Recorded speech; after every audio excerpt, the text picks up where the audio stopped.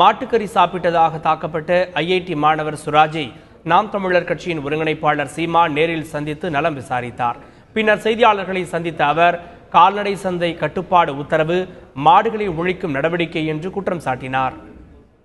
மாட்டை ஒழிக்கணும்னு நீ முடிவு பண்ணிட்ட, அதுக்கு ஜல்லிக்கட்டுக்கு தடையை போட்ட, அதுக்கு எழுத்து சண்டையை போட்டு அதை நொறுக்கிட்டு மறுபடியும் வந்து ஜல்லிக்கட்டை நடத்திட்டோம். இப்போ வேறு வழியில் இப்படி ஒரு கொண்டு வந்து மாட்டை முடிக்கிறது தான். ஒரே நாளில் மாடு விற்கிற சந்தை பொள்ளாச்சியில் வெறிச்சு ஓடிடுச்சா இல்லையா? வலதுசாரிகளுக்கு ஆதரவாக தானே இயங்குது. அதிகாரம் முழுக்க அவங்க கையில் இருக்கிறதுனால அதுக்கு ஆதரவாக தான் இந்த அமைப்புகள், இந்த நிர்வாகங்கள் எல்லாம் இயங்குது.